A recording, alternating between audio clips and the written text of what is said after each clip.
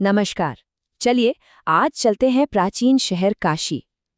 कल्पना कीजिए, गंगा का किनारा है और वहाँ एक ऐसी मुलाकात होती है जो अद्वैत वेदांत की समझ को, उसके अभ्यास को हमेशा के लिए बदल देती है।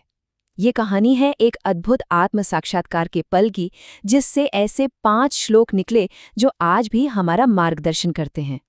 तो देखिए, महान आचार्य आदि शंकर गंगा में पवित्र स्नान करके काशी की तंग गलियों से निकल रहे हैं और तभी उनका सामना होता है एक चांडाल से, जिसके साथ उसके 4 कुत्ते भी हैं। अब उस समय की जो सामाजिक मान्यताएं थीं, उनके हिसाब से शंकराचार्य ने उनसे कहा कि भाई रास्ते से हट जाओ। लेकिन उस चांडाल का जवाब कोई साधारण जवाब नहीं था। उसने 2 ऐसे सवाल पूछे जो सीधे शंकराचार्य के ज्ञान के दिल पर लगे। उन्होंने पूछा, आप किसे हटने को कह रहे हैं?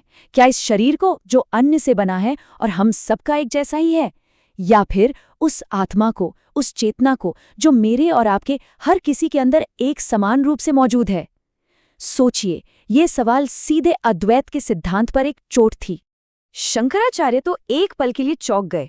उन्हें फौरन ये एहसास हुआ कि ये कोई साधारण इंसान नहीं है, ये तो स्वयं भगवान शिव हैं जो उनकी परीक्षा ले रहे हैं।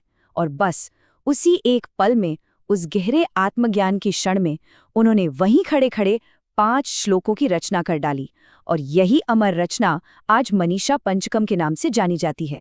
तो अब सवाल ये उठता है कि इस रचना के नाम में ऐसा क्या खास है?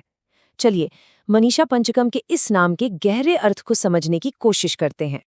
देखिए, मनीषा शब्द का मतलब सिर्फ विश्वास या आस्था नहीं है। ये वो दृढ़ निश्चय है, वो पक्का यकीन है जो गहरे ज्ञान और अनुभव से आता है, जिसमें शक की कोई गुंजाइश ही नहीं बचती। और पंचकम, उसका मतलब है 5 का समूह। तो मनीषा पंचकम का पूरा मतलब हुआ मेरे अटूट निश्चय के 5 श्लोक। ये एक तरह से शंकराचार्य की दुनिया के लिए एक पक्की घोषणा थी। तो चलिए अब इन श्लोकों में थोड़ा और गहरे उतरते हैं। इसके जो पहले कुछ श्लोक हैं ना, वो अद्वैत वेदांत का पूरा सार हमारे सामने रख देते हैं। वो बताते हैं कि असलियत क्या है और आत्मा की सच्ची प्रकृति क्या है। पहला श्लोक, इसका संदेश बहुत ही शक्तिशाली है।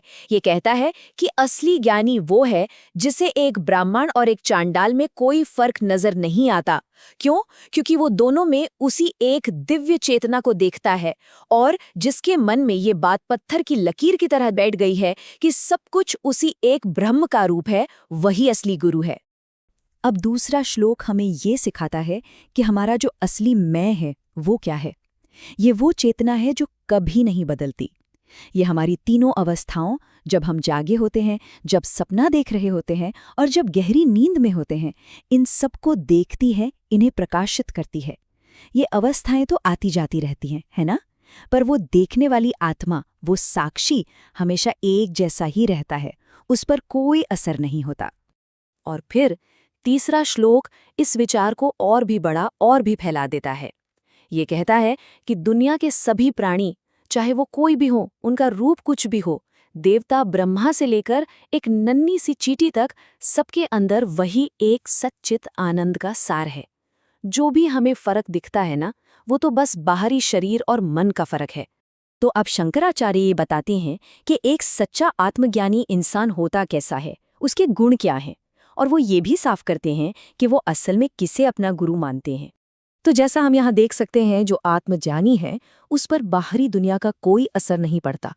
चौथे और 5वें श्लोक में शंकराचार्य यही समझाते हैं कि जिसका मन हमेशा उस परम सत्य में टिका हुआ है, उसे इस बात से कोई फर्क नहीं पड़ता कि कोई उसकी तारीफ कर रहा है या बुराई। उसे धन या शोहरत से कोई लेना देना नहीं होता। और यहीं पर शंकराचार्य अपनी सबसे शक्तिशाली अंतिम घोषणा करते हैं। वो कहते हैं, जो भी इंसान इस गहरी समझ के साथ जीता है, चाहे वो जन्म से चांडाल हो या ब्राह्मण, वही मेरा गुरु है। यही है उनकी मनीषा, उनका सबसे गहरा अटूट निश्चय। तो ये सब तो हो गया, लेकिन सोचने वाली बात यह है कि इस प्राचीन घटना का, इस गहरी सीख का आज की हमारी इस मॉडर्न दुनिया में क्या मतलब है, ये हमारे लिए क्यों जरूरी है। ये जो आध्यात्मिक बराबरी का सिद्धांत है ना, ये असल में हमें एक चुनौती देता है। ये कहता है कि अपने रोजमर्रा के जीवन में जाति, नौकरी, स्टेटस, इन सब इंसानी लेबलों के पार देखो।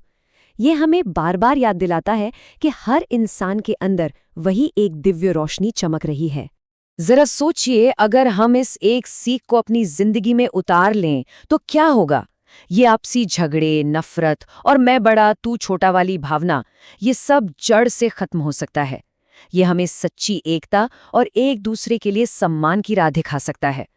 तो आखिर में शंकराचार्य की असली चुनौती हमारे लिए यही है कि इस ज्ञान को सिर्फ किताबों तक या दिमागी कसरत तक न रखें, बल्कि इसे अपनी जिंदगी का एक हिस्सा बनाएं, एक जीता जागता अनुभव।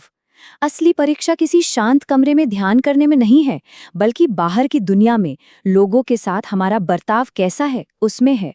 मनीषा पंचकम की इस गहरी सीख को समझने के बाद अपनी आज की बात खत्म करने से पहले कुछ और जानकारी भी है।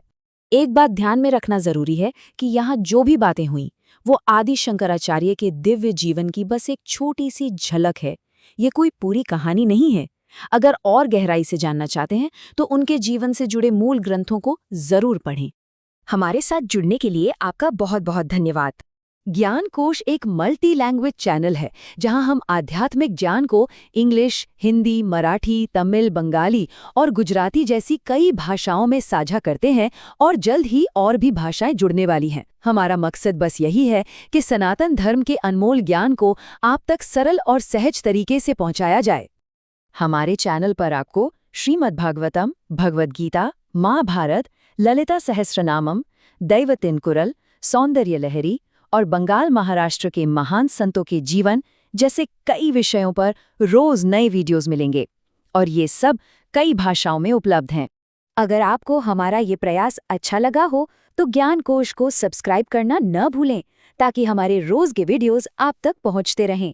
और हाँ, इस दिव्य ज्ञान को अपने परिवार और दोस्तों के साथ शेयर करके इस रोशनी को और फैलाएं। चलिए हम सब मिलकर सनातन धर्म के इस प्रकाश को हमेशा ऐसे ही उज्जवल बनाए रखें।